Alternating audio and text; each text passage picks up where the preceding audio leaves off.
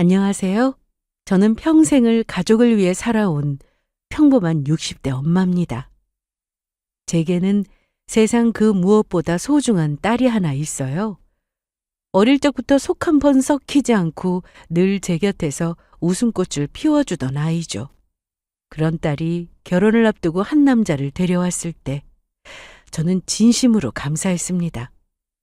겉모습은 단정하고 예의도 바르며 딸에게 늘 다정한 모습에 보기만 해도 절로 미소가 지어지는 사람이었어요.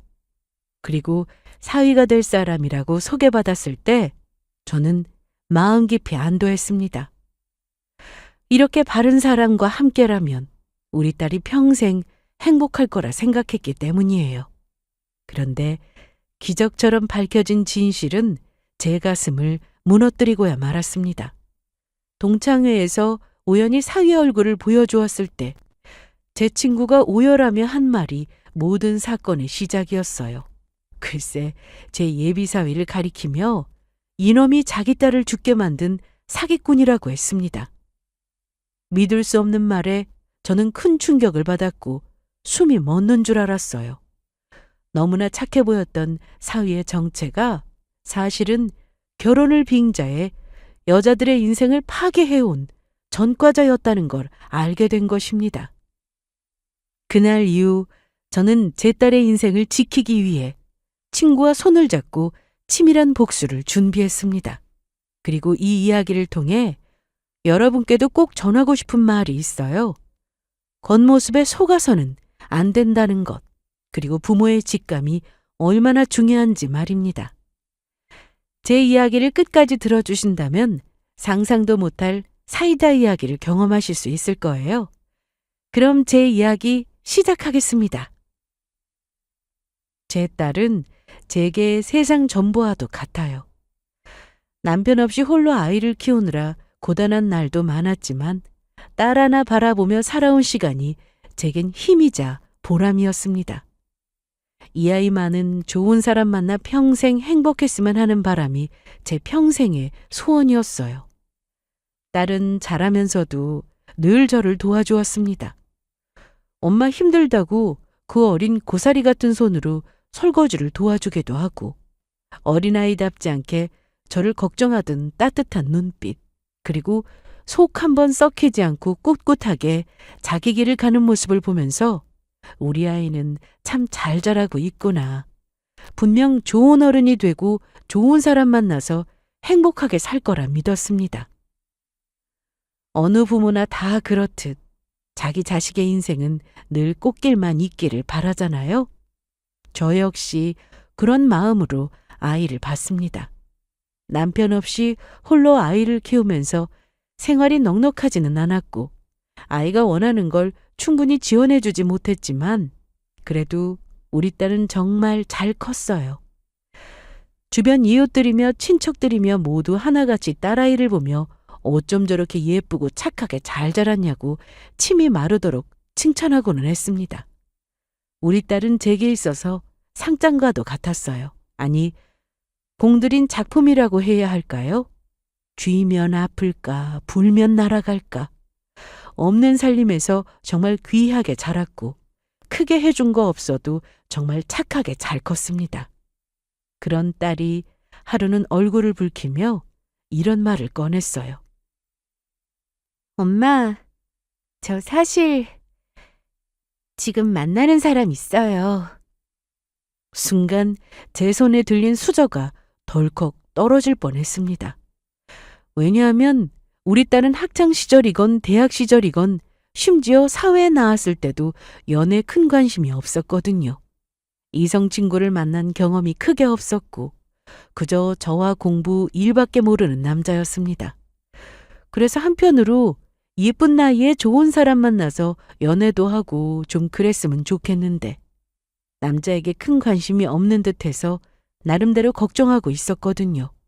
그러던 중에 불쑥 그런 이야기를 하니까 한편으론 좋으면서도 깜짝 놀랐습니다.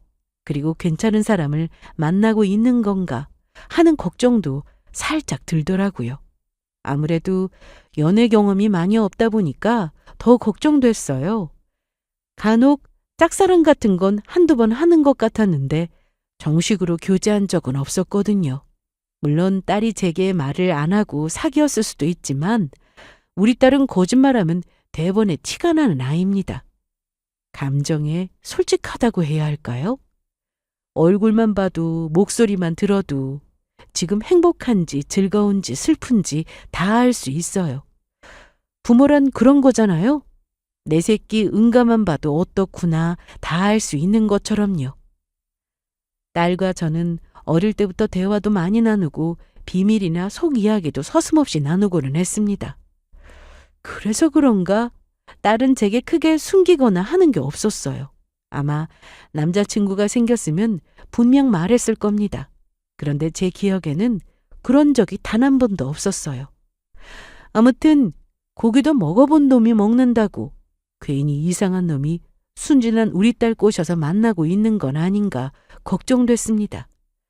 한때 뉴스에서 데이트 폭력이니 이별살인이니 끔찍하게 보복한 사건을 본 적이 있었어요. 그때마다 정말 남자를 잘 만나야 한다고 생각했죠. 그래서 연애 경험 없는 우리 아이가 과연 남자 보는 눈이 있을까? 좀 만나봐야 눈도 늘고 할 텐데 그렇다고 이 남자 저 남자 막 만나라고 할 수도 없고 나름대로 고민이었는데 남자친구가 생겼다는 말에 축하하는 마음이 들다가도 괜찮은 놈인지 걱정스러워서 조심스럽게 물었어요. 그러자 딸은 수줍게 웃으며 말했습니다. 그래? 어떤 사람이니? 표정 보니까 우리 딸이 많이 좋아하나 보네. 네가 그렇게 좋아할 정도면 분명 괜찮은 사람이겠지?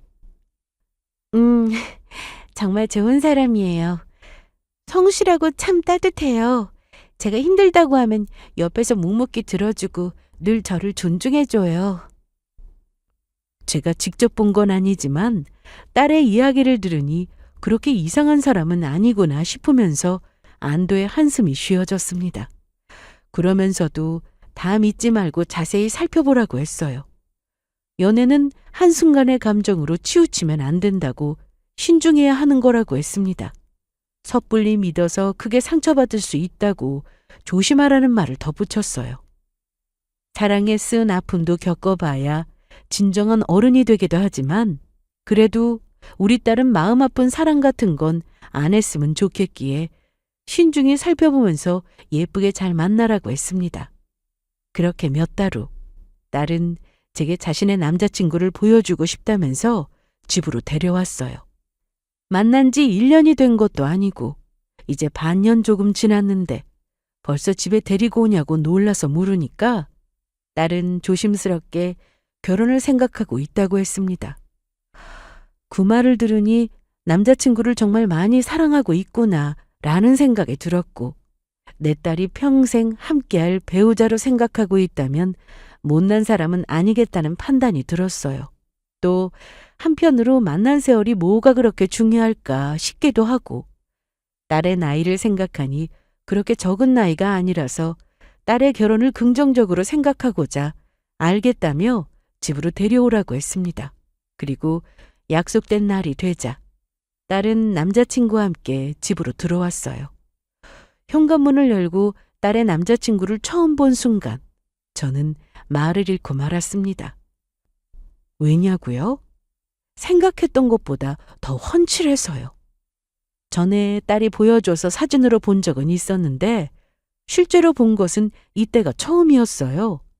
사진이 실물을 못 따라갈 만큼 멀끔하니 괜찮았습니다. 키도 훤칠하고 단정한 양복 차림, 깔끔한 구두, 정돈된 머리. 겉모습만으로도 첫인상이 좋은 사람이었어요. 딸의 남자친구는 저를 보자마자 깊이 고개를 숙이며 말했습니다. 어머님, 처음 뵙습니다. 그리고 이거... 딸의 남자친구는 제게 인사한 뒤 손에 들고 있던 예쁜 꽃다발을 제게 내밀었어요. 그러고는 처음 만나는 이 순간이 아름답게 기억되었으면 해서 준비했다며 수줍은 미소를 머금고 제게 건넸습니다. 짧은 인사였지만 낮고 공손한 목소리, 예의 있는 태도에 저는 저도 모르게 마음이 풀리고 말았죠. 딸이 왜 그를 선택을 했는지 단번에 알 수 있을 것 같았습니다. 생긴 것만큼이나 말도 어찌나 예쁘게 잘하는지. 보면 볼수록 정이 가고 이야기하는 걸 들어보니 참 괜찮은 사람인 듯 했어요. 글쎄, 처음 방문하는 거니까 빈손으로 오긴 뭐해서 뭘 준비하면 좋을까 고민을 많이 했다고 하더라고요. 일반적으로 과일이나 먹을 걸 준비하니까 본인도 그런 걸 준비해야겠다고 생각했는데 한편으로 너무 식상하다는 생각이 들었대요. 과일이나 다른 먹거리는 앞으로 얼마든지 사드릴 수 있으니까 뭔가 처음 방문해서 인사드리는 날을 의미 있게 기념하고자 저와 딸을 닮은 예쁜 꽃을 준비하기로 마음 먹었다고 했습니다. 꽃을 선물하는 건 그 사람이 예뻐서 잘 보이고자 주는 게 아니라 꽃을 건네는 순간을 아름답게 기억하길 바라는 마음에서 주는 거라고 하더라고요. 어쩜 말도 이렇게 멋들어지게 하는지. 짧게 이야기만 나눴을 뿐인데 딸의 남자친구가 마음에 들기 시작했습니다. 저는 서둘러 안으로 들어오라며 그날을 위해 정성껏 준비한 음식을 내왔어요. 갈비찜, 잡채, 나물무침, 된장찌개까지 한 상 가득 차려놓았죠. 딸의 남자친구는 상석에 앉으라는 제 권유도 몇 번이나 사양하며 오히려 반찬을 제 쪽으로 먼저 권했습니다. 차린다고 차렸는데 어떻게 입맛에 맞을지 모르겠어요. 맛있어야 할 텐데. 에이, 두말하면 입 아플 정도로 맛있습니다. 하도 맛있어서 저 살찌겠어요. 어머니, 이것 좀 드셔보세요. 이거 정말 맛있습니다. 말끝마다 맛있다, 감사하다라는 말을 잊지 않았고 기분 좋게 어머니 어머니 하면서 불러주는데 참 듣기 좋더라고요. 그리고 딸이 그와 함께 웃고 떠드는 모습을 보며 저는 마음속으로 좋은 사람을 만났구나 생각하며 흐뭇하게 바라봤어요. 그리고 행복하게 웃는 딸의 얼굴을 보면서 묘한 기분을 느꼈습니다. 그동안 딸아이가 행복해하는 모습, 즐거워하며 웃는 모습은 많이 봐왔지만 이렇게 웃는 건 또 처음 봤거든요. 내 딸이 저렇게 웃을 줄도 아는구나. 남편 없이도 다 키웠구나. 어느새 커서 내 품을 떠날 준비를 하는구나 생각하니 만감이 교차했습니다. 그리고 나란히 앉아있는 둘의 모습을 보니 참 잘 어울리는 게 보기만 해도 배부를 지경이었죠. 시간이 흐르면서 저는 둘의 연애 과정을 곁에서 지켜봤습니다. 비 오는 날이면 차로 딸을 집까지 데려다 주고 또 조금이라도 비 맞을까 봐 본인 옷 다 젖는 것도 모르고 서둘러 차에서 내려 우산을 펼쳐서 딸에게 씌워줬어요. 주말이면 딸과 데이트하려고 집 앞에서 꽃다발을 들고 딸이 나오기만을 기다렸죠. 딸은 제게 늘 남자친구 이야기를 하며 행복한 자랑을 늘어놓았습니다. 그 모습을 옆에서 보는데 얼굴에는 웃음이 떠나질 않았어요. 그렇게나 좋을까 싶으면서도 남자친구가 우리 딸에게 참 잘해주는구나 싶은 게 고마운 마음마저 들었습니다. 엄마, 남자친구 보니까 어때요? 괜찮죠? 그래, 사람 참 좋아 보이더라. 너한테도 잘하는 것 같고. 엄마는 다른 거 다 필요 없어. 그저 내 딸한테 잘하는 사람이 최고야. 맞아요. 남자친구가 나한테 엄청 잘해줘요. 지나가는 말도 허투루 생각하지 않고 다 들어주고 기억해주고. 이런 사람 다시는 못 만날 것 같아요. 남자친구를 생각하며 이야기하는 딸의 반짝이는 눈빛을 보며 저는 온전히 마음을 놓을 수 있었습니다. 우리 딸이 진짜 사랑을 찾았구나 하고 확신했죠. 먼저 간 남편이 딸에게 좋은 사람을 선물로 보내준 것만 같았어요. 그렇게 둘은 예쁘게 만남을 이어갔고 자연스럽게 결혼 이야기가 나왔습니다. 저는 뭐 반대하고 말 것도 없었어요. 우리 딸이 많이 사랑하고 있고 또 내 딸한테 잘하니까 그걸로 만족했습니다. 그래서 별말 없이 둘의 결혼을 허락했어요. 그렇게 제 예비 사위가 된 그는 결혼 이야기가 오가면서도 모범적인 모습으로 일관했습니다. 진짜 감탄이 나올 정도로 말을 참 예쁘게 했어요. 예식장을 고를 때 장모님 의견이 제일 중요하다면서 저를 존중해 주었고, 예물 준비를 할 때도 불평 한마디 없이 성실하게 움직였습니다. 심지어는 저에게도 전화를 걸어와 혹시 결혼 준비에 있어서 불편하신 거 없으시냐, 세세하게 생각해주고 결혼할 때 제가 얼마 보태준다고 하니까 본인들이 다 알아서 책임져야 하는데 이렇게 도와주시니 감사하면서 죄송한 마음뿐이라고 이야기했습니다. 그런 모습을 보며 저는 또 한 번 둘의 결혼을 흡족하게 바라봤죠. 그리고 속으로 그래, 이제 됐다. 우리 딸은 평생 의지할 수 있는 짝을 만난 거야.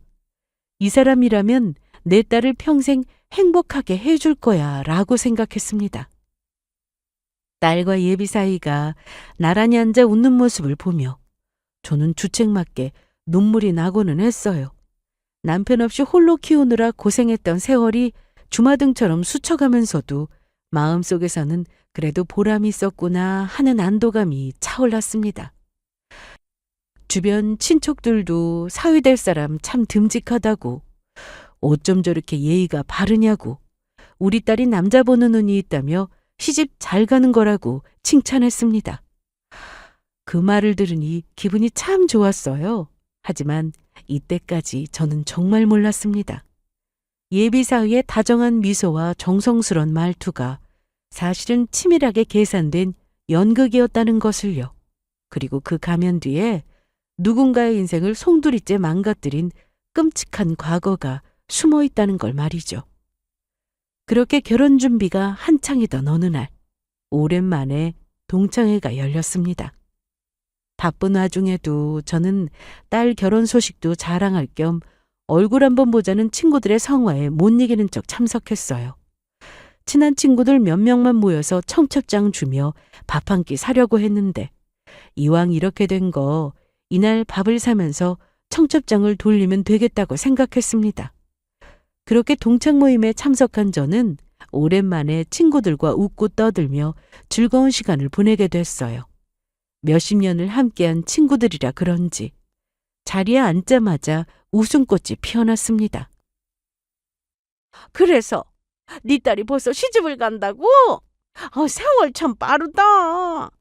그러게, 착하게 잘 커서 좋은 사람 만났지 뭐. 온 김에 예비 사위 자랑 좀 해봐.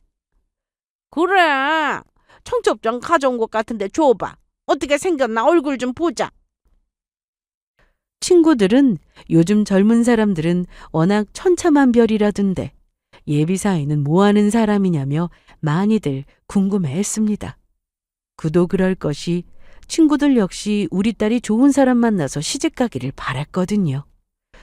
일찍이 남편 먼저 보내고 저 혼자 아등바등 하면서 딸아이 키울 때 친구들이 다 마음 써주고 정말 많이 도와줬습니다.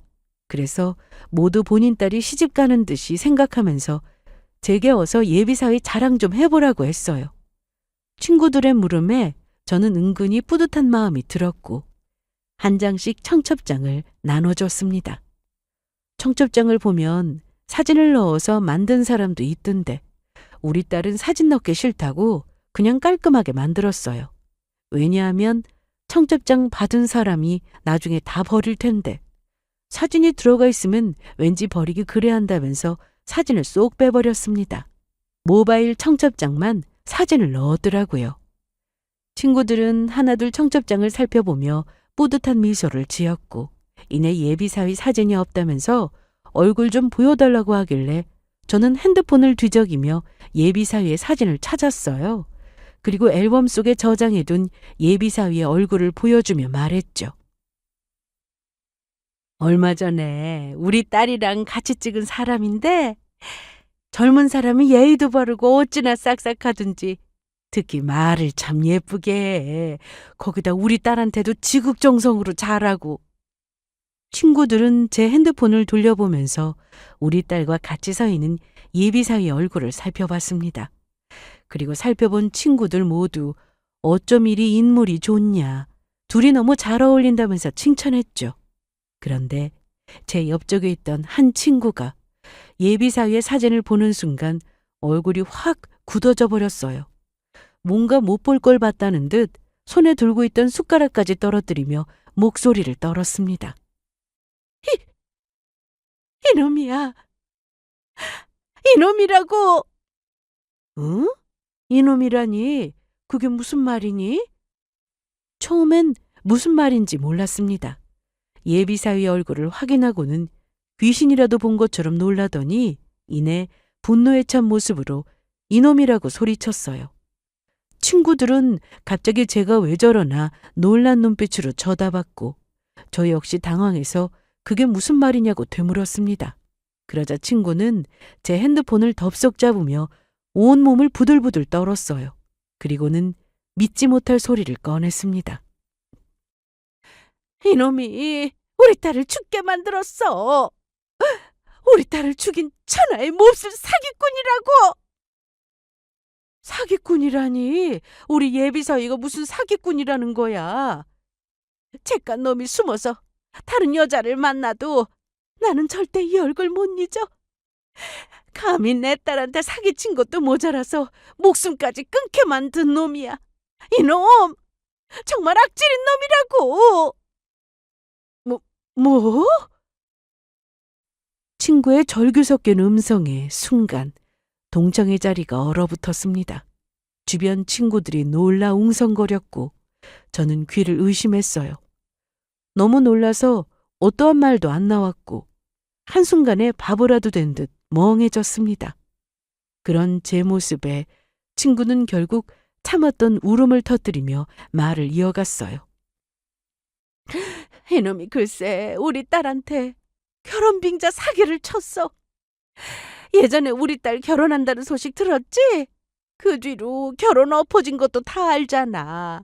사실 그거 이놈한테 사기당해서 엎어진 거야.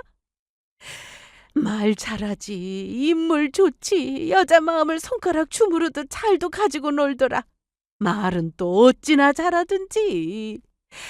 달콤한 말로 속여서 집안 돈까지 빼내고 결국 우리 딸은 충격을 이기지 못하고 스스로 목숨을. 아유. 친구는 더 이상 말을 잇지 못하고 흐느꼈습니다. 주변은 술렁였고 제 손은 덜덜 떨렸어요. 솔직히 이때까지만 해도 친구가 무슨 말을 하는 건지 머릿속에 제대로 들어오지 않았습니다. 친구의 말을 들었지만 도저히 믿을 수 없는 말이었어요. 예비사위가 친구의 딸을 죽게 만든 사기꾼이라니. 제 눈으로 보지 않는 사실이라 쉽사리 믿을 수 없었습니다. 그렇다고 친구가 거짓말하는 건 아닐 테지만 받아들이기 쉽지 않았어요. 저도 그렇고 주변에 있는 친구들도 그렇고 친구의 예비사위 얼굴을 본 적이 없었어요. 결혼식 앞두고 밥 한 끼 산다면서 그때 청첩장을 주기로 했는데 그 전에 결혼이 엎어지는 바람에 청첩장이고 뭐고 모이지도 못했습니다. 물론 그때 친구가 많이 힘들어했다고 전해 들었어요. 같은 동창일 뿐 그 친구와 저는 그렇게 친한 사이도 아니었거든요. 그냥 동창회에서 만나면 몇 마디 주고받는 게 다였습니다. 그러니 그 친구가 하는 말을 선뜻 믿기 힘들더라고요. 저랑 주변에 있는 친구들이 그 친구의 말을 진심으로 받아들이지 않는 것 같아 보이자 그 친구는 답답하다는 듯 서둘러 핸드폰을 꺼내 들었습니다. 그리고는 사진첩에서 뭔가를 막 찾아내기 시작했어요. 여기 있네. 자, 봐. 두 눈 똑똑히 두고 봐. 이래도 내 말이 거짓말 같아? 친구는 저와 주변에 있는 친구들이 다 볼 수 있게끔 핸드폰을 돌려서 화면을 보여주었습니다. 화면에는 친구의 딸과 어떤 남자가 다정히 팔짱을 끼고 웃고 있는 얼굴이 있었어요. 그런데 사진 속 남자의 얼굴이 어딘가 낯익었습니다. 머리 스타일이 조금 다르지만 얼굴은 영락없는 제 예비사위의 얼굴이었어요. 아니야, 이게 어떡해? 두 눈으로 친구의 말이 사실이라는 증거를 보고야 말았습니다. 그리고 저는 너무 놀라서 입을 떡 벌린 채 아무 말도 할 수 없었어요. 내가 그렇게 믿었던, 내 딸의 행복을 책임질 거라 믿었던 예비사위가 친구 딸의 인생을 파기한 범인이었다니. 기억을 더듬어 생각해보니 친구의 딸 부고 소식을 전해 들은 게 1년 조금 넘은 시점이었습니다. 그때 분명 경찰서에도 왔다 갔다 했다고 전해 들었어요. 그런데 어떻게 내 딸을 만나고 있는 거지? 혼란스러웠습니다. 말도 안 돼. 어떻게 이런 일이 있을 수 있니? 그때 듣기로는 경찰서에도 갔다면서. 감옥은 안 간 거야? 이렇게 큰 죄를 짓고도 어떻게 내 딸을 만나고 있는 거지? 제가 떨리는 목소리로 묻자 친구는 이를 악물고 대답했습니다. 증거 불충분으로 다 빠져나갔다고요. 그놈은 교활해서 흔적 하나 남기지 않고 자기 딸만 무너졌다고 했어요. 그놈이 사기꾼이고 고의로 접근했다는 사실을 너무 늦게 알아서 증거고 뭐고 확보할 수 있는 게 없다고 했습니다. 받아들이기 힘든 충격에 저절로 숨이 턱 막혔어요. 결혼식 준비로 들떠있던 딸의 모습, 딸과 함께 드레스를 고르며 웃던 시간들, 예비사위가 예의 바르게 대했던 순간들이 파편처럼 부서져 흩어졌습니다. 눈앞이 캄캄해지고 다리가 후들거려 자리에 앉을 수조차 없었어요. 그러던 중 친구는 제 손을 꼭 잡으며 흐느꼈고 이렇게 말했습니다. 그 자식, 우리 딸한테 했던 것처럼 네 딸한테도 똑같이 할 거야. 그러니까 어떻게든 막아야 해. 네 딸만은 우리 딸이 겪은 비극을 겪게 하지 마. 친구의 말에 아득했던 머릿속이 정리되고 그 순간 오직 한 가지 생각만 버뜩거렸습니다. 그래, 내 딸. 친구의 말대로라면 내 딸은 그놈에게서 안전하지 못한 상황이었어요. 그때부터 저는 미친 듯이 오열하고 무너져 내렸습니다. 내가 어떻게 키운 딸인데 소중한 내 새끼를 그놈이 가지고 놀았다고 생각하니까 미친 듯이 화가 나고 분해 죽을 것 같았습니다. 또 딸이 받을 상처를 어떻게 해야 할지 막막하기만 했어요. 그와 동시에 내 딸은 반드시 지켜야 한다고 생각했습니다. 딸을 잃은 친구한테는 미안하지만 제 딸은 상처를 못 이겨 스스로를 포기하게 만들 수 없었어요. 그 영악한 놈에게서 제 딸을 지켜내야 했습니다. 한바탕 소동이 일어나도 동창회는 자연스럽게 마무리되었어요. 저는 후들거리는 다리와 진정되지 않는 마음을 겨우 달래며 어렵게 집으로 돌아왔습니다. 그리고 그날 밤, 방 안에서 혼자 생각에 잠겼습니다. 이때 제 상황은 딱 1000길 낭떠러지 끝에 서 있는 듯 했어요. 핸드폰 속 친구가 보내준 사진을 보며 예비사위의 얼굴을 확인하고 닫기를 반복했습니다. 정말 같은 사람일까? 혹시 내 친구가 착각한 건 아닐까? 말도 안 되는 상상을 하면서 이 상황을 피하고만 싶었어요. 하지만 사진 속 얼굴은 분명 제 딸 곁에서 웃던 그 남자였습니다. 한편으론 믿고 싶지 않았던 것 같아요.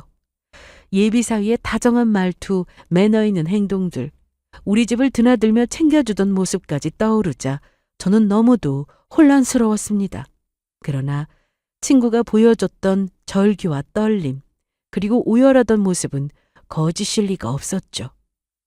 다음 날 아침 저는 고민 끝에 친구에게 전화를 걸었습니다. 전화를 받은 친구의 목소리는 영 좋지 못했어요. 목소리만 들어도 울음을 삼키고 있는 게 느껴질 정도였습니다. 할 말이 있어. 우리 만나서 얘기 좀 하자.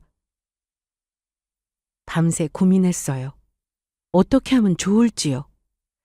딸을 생각하면 당장 그놈과 만나지 못하게 떨어뜨려 놓아야 하는데 아무리 생각해도 그것 말고는 뭔가 더 할 수 있는 게 없었습니다. 친구의 말대로라면 엄청나게 치밀한 놈이라는 건데 내가 그런 놈을 상대할 수 있을까 싶더라고요. 그래서 고민하고 또 고민하다가 어쩌면 친구에게 해답이 있지 않을까 하는 생각이 들었어요. 그렇게 우리는 근처 카페에서 마주 앉았습니다. 친구는 낡은 가방에서 서류 뭉치를 꺼내 제 앞에 내밀었어요. 이게 그때 내가 경찰에 제출했던 자료야. 그놈이 사기꾼이라는 걸 알고 뒤늦게 부랴부랴 수집하기는 했는데 아무 소용 없었어. 그래도 보면 좋을 것 같아서 가지고 온 거야. 다른 것도 아니고 딸 일인데 너는 꼭 봐야 할 것 같아서. 친구가 건넨 서류에는 예비사이의 과거 행적이 빼곡히 적혀 있었습니다. 확실한 증거는 아니었지만 친구와 친구의 딸이 생각나는 대로 적어 놓은 듯 했어요. 그리고 충격적이게도 그놈이 글쎄 이런 짓거리를 한 게 한두 번이 아니라고 했습니다. 친구랑 친구의 딸이 알아보고 다니면서 피해자가 더 있었다는 사실을 알게 됐대요. 여러 명의 여자를 상대로 한 결혼빙자 사기 증거와 빚을 떠넘기고 사라진 기록들. 고소장이 접수되었지만 번번이 증거 불충분으로 기각된 사건들의 자료가 들어 있었습니다. 그리고 마지막 장에는 제 친구의 딸 이름이 적혀 있었어요. 친구의 딸은 심리적 충격을 이기지 못하고 세상을 등졌다고 적혀 있었습니다. 그걸 보니 제 손은 정없이 덜덜 떨렸어요. 이런 괴물 같은 게 내 딸 옆에 딱 붙어 있었다고 생각하니까 소름이 쫙 끼쳤습니다. 이런 나쁜 놈. 어떻게 사람 마음을 가지고 놀 수가 있니? 이런 천하의 몹쓸 놈. 이제 알겠지? 그놈이 얼마나 못된 놈인지. 욕도 아까운 놈이야. 그러니까 이제부터 정신 바짝 차려야 해. 네 딸이 더 이상 놀아나지 못하게 막아줘. 나는 우리 딸을 못 지켰지만 넌 할 수 있어. 친구는 제 손을 붙잡고 흐느꼈습니다. 그 순간 저는 더 이상 흔들리지 않았고 이를 악물며 정신을 단단히 차렸어요. 호랑이 굴에 들어가도 정신만 차리면 산다고 했습니다. 자식을 위해서라면 뭐든 할 수 있는 게 부모예요. 그런 초악하고 못된 놈과 맞선다는 게 쉽지 않겠지만 딸을 위해서 뭐든 해보기로 마음먹었습니다. 그리고 저도 친구의 손을 꼭 잡으며 이번에는 절대로 그냥 두지 않을 거라고, 무슨 수를 써서라도 그놈이 꼭 죄의 심판을 받을 수 있게 할 거라고 했습니다. 내 딸도 그렇고 내 딸이 당한 억울함도 반드시 갚아줄 거라고 했죠. 제 목소리는 떨렸지만 눈빛만큼은 단단했습니다. 더 이상 그놈의 가면에 속을 수 없었고 딸을 지켜내기 위해서라면 어떤 일도 할 수 있었으니까요. 집에 돌아와서 친구가 준 자료를 살펴보며 생각하고 또 생각했어요. 어떻게 하면 이놈이 진 죄를 돌려줄 수 있을까? 그것만 생각하며 작전을 세우고자 노력했습니다. 그런데 아무리 머리를 굴려도 저 혼자서는 역부족이더라고요. 그래서 생각한 끝에 친구에게 같이 복수하는 게 어떠냐고 제안했어요. 아무래도 혼자보다는 둘이 나으니까요. 친구라면 든든한 지원군이 되어줄 거라 생각했습니다. 친구는 흔쾌히 그렇게 하겠다고 했고 우리는 먼저 그놈의 패턴을 분석했어요. 겉으로는 젠틀하고 성실한 이미지를 풍기지만 조금만 방심하면 은근히 돈 이야기를 꺼내는 것. 여자들의 경제 상황을 파악한 뒤 결혼을 미끼로 돈을 끌어내고 사라지는 것. 그게 그놈의 수법이었습니다.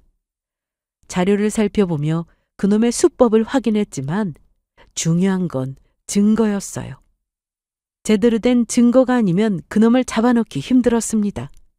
되지도 않는 증거로 우겨봤자 그놈은 또 미꾸라지처럼 잘도 빠져나갈 테니까요. 그래서 우리는 확실한 증거를 확보하기로 했습니다. 아니, 정확히 말하면 만든다고 해야겠네요. 이놈은 철두철미한 놈이라 과거의 증거를 캐고 다니면 소용없을 거라 생각했습니다. 이놈 때문에 귀한 생명이 스스로 목숨을 끊었어요.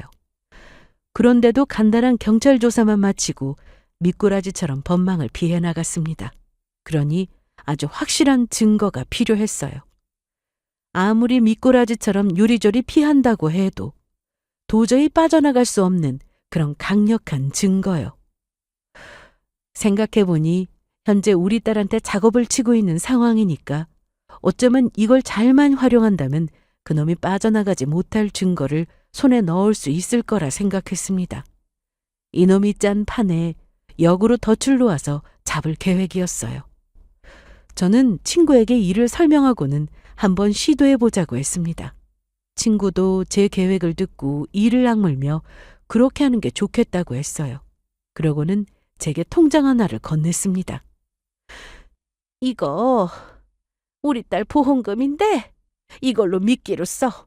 돈에 환장하는 놈이니까 이 돈 보면 눈 돌아서 좋아할 거야.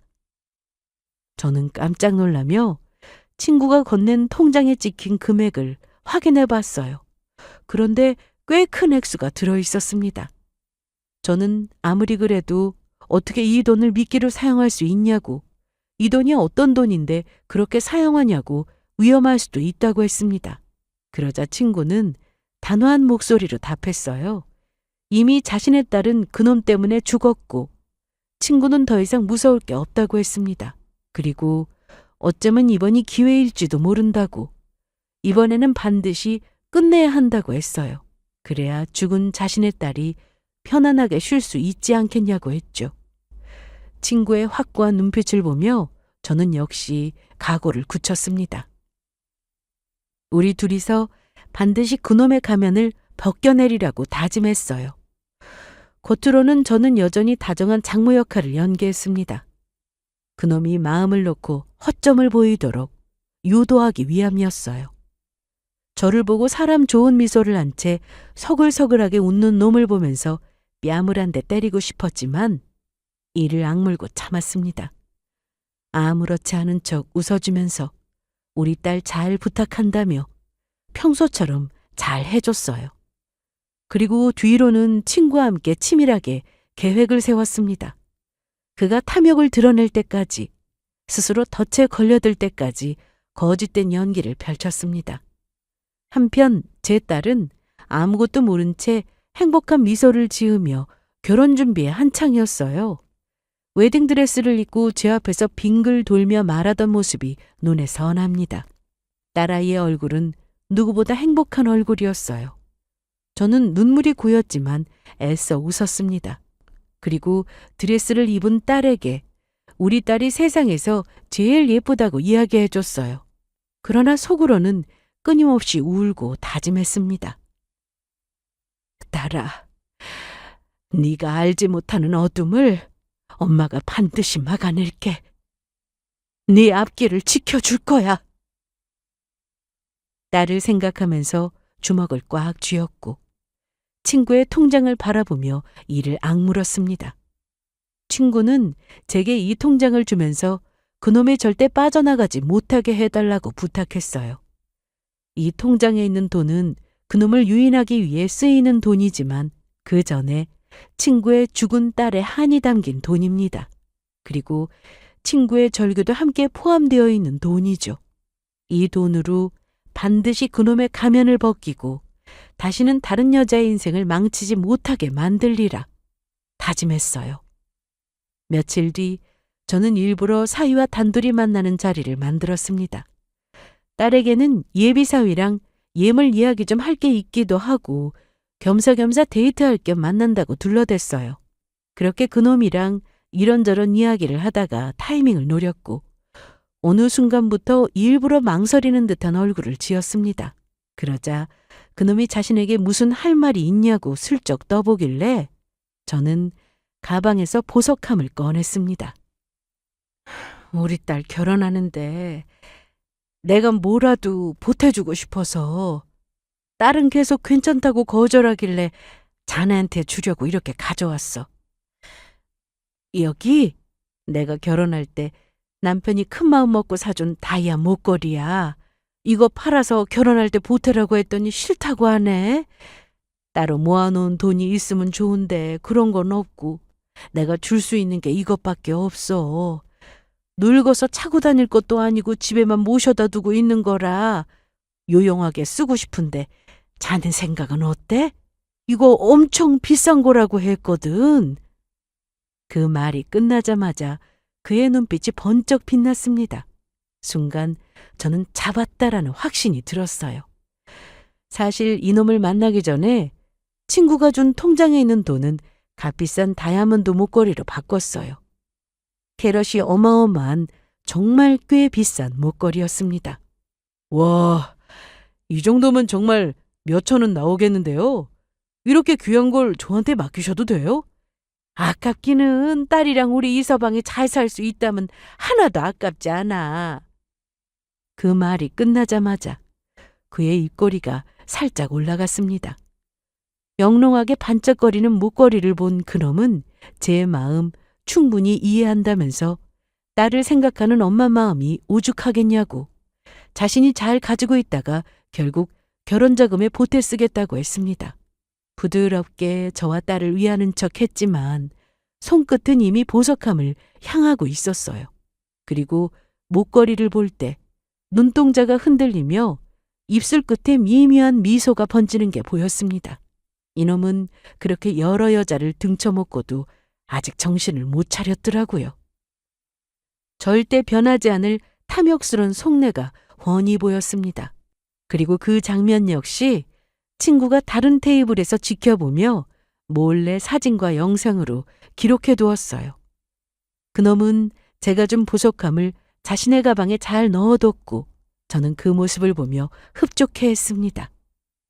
왜냐고요? 사실 그 보석함 밑에 바닥에 작은 녹음기를 설치해뒀습니다. 늙은 나이에 이것저것 알아보느라 정말 힘들었어요. 소형 녹음기라고 값도 장난 아니었습니다. 그래도 이 정도 투자는 해야 제대로 된 증거를 손에 넣을 수 있을 것 같았어요. 그렇게 예비사위는 보석함을 가지고 갔고 며칠 뒤 저는 예비사위에게 전화해서 태연하게 이렇게 말했습니다. 내가 준 목걸이 말이야. 아는 지인이 더 비싸게 사주겠다고 하네. 내가 팔아서 돈으로 줄 테니까 다시 가지고 올 수 있지? 시세보다 더 비싸게 사겠다는데 지인한테 파는 게 좋을 것 같아서 그래. 제 말에 그놈은 좋다고 했고 다음날 제게 보석함을 다시 가져다 줬습니다. 그렇게 저는 다시 보석함을 손에 줄 수 있었고 밤이 되자 저는 혼자 방에 앉아 보석함 밑에 숨겨둔 녹음기를 꺼냈습니다. 녹음기를 재생하자 익숙한 예비사위의 목소리가 흘러나왔어요. 그런데 그놈 목소리뿐만 아니라 그놈과 한패거린 남자들의 목소리까지 같이 들렸습니다. 내용은 이 목걸이 정말 대박이라고, 팔면 몇천은 그냥 나온다고 신나서 떠들어대는 목소리였어요. 그러고는 결혼만 하면 장모 집까지 탈탈 털어서 빼앗을 것이고 제대로 한탕하자는 소리까지 들렸어요. 거기다 예전 일까지 들먹이면서 증거 남지 않게 잘 처리할 거라고, 여자들은 다 똑같다며 조금만 잘해줘도 간이고 쓸개고 다 준다고 비웃는 소리가 들렸습니다. 저는 분노했지만 이렇게 증거를 잡았다고 생각했어요. 하지만 이걸 증거로 활용할 수는 없었습니다.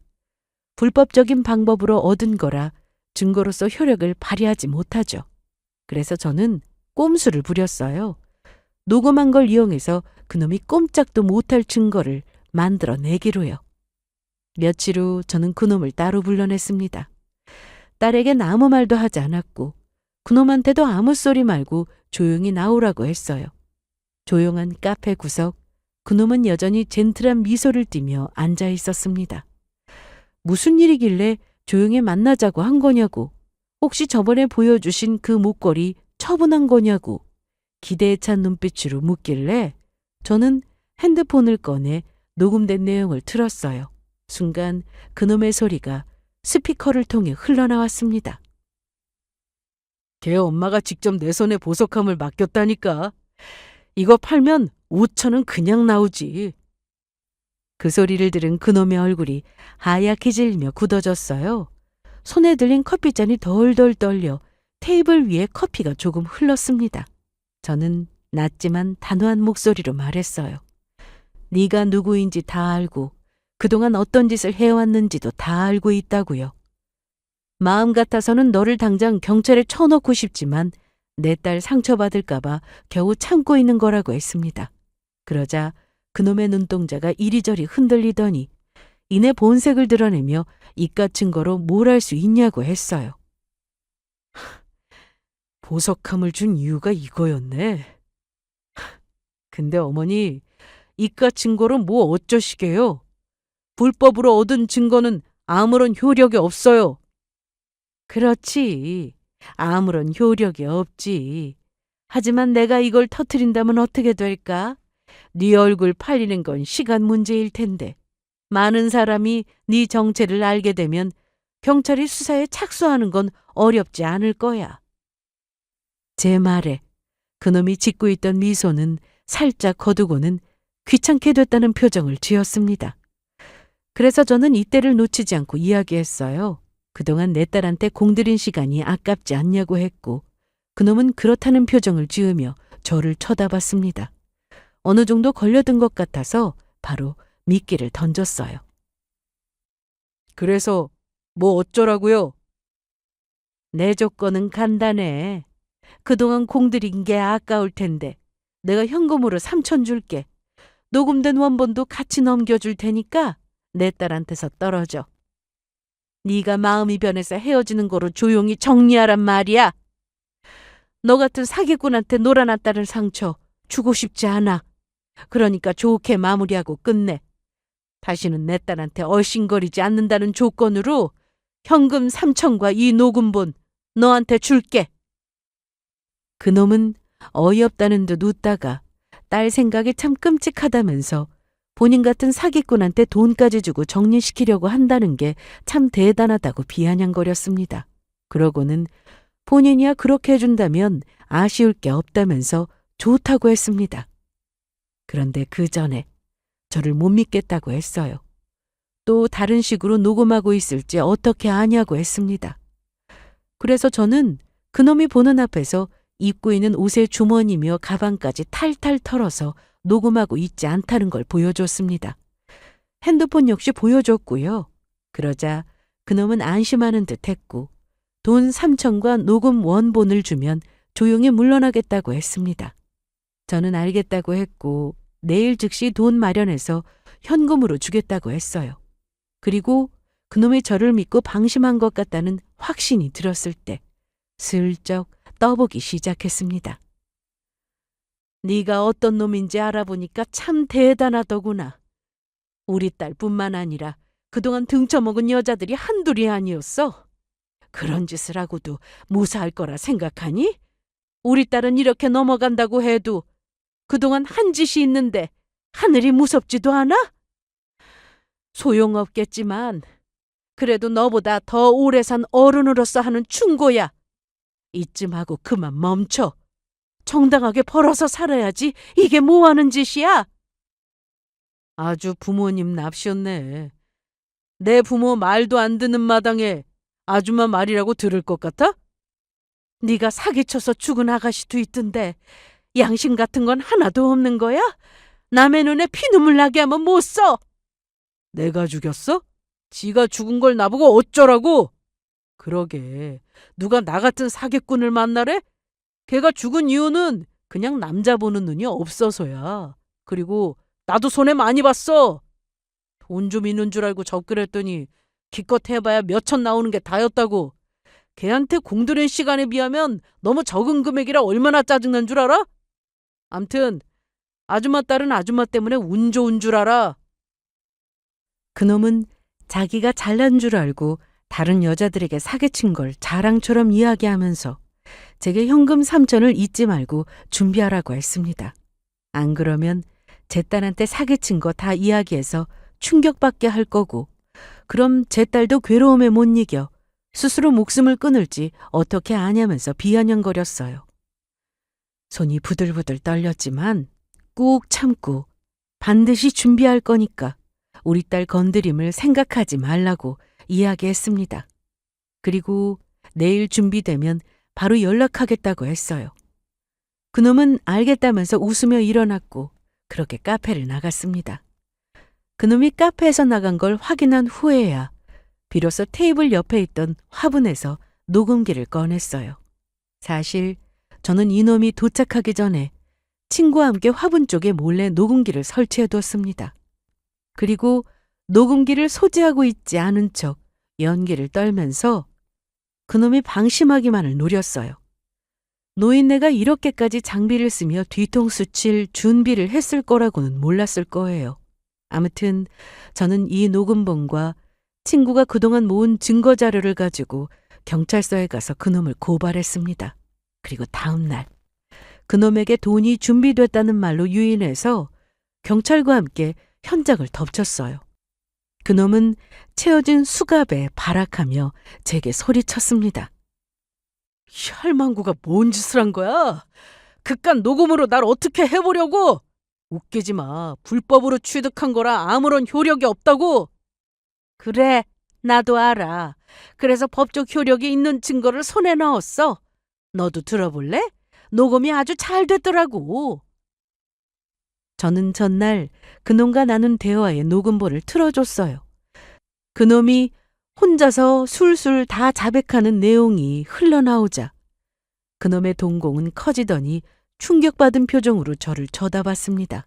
그러고는 소리를 바락바락 지르면서 이 할망구가 감히 내 뒤통수를 쳤다고 난리쳤어요. 그러거나 말거나 저는 회심의 미소를 지으며 그놈이 경찰 손에 끌려가는 걸 쳐다봤습니다. 그렇게 그놈은 구속되었고 그놈과 함께 작업하던 다른 놈들도 같이 잡혀 들어갔어요. 그리고 지난날에 사기친 것까지 밝혀지면서 죄값을 받게 됐습니다. 그리고 저는 며칠을 고민하다가 결국 딸에게 모든 사실을 털어놓았어요.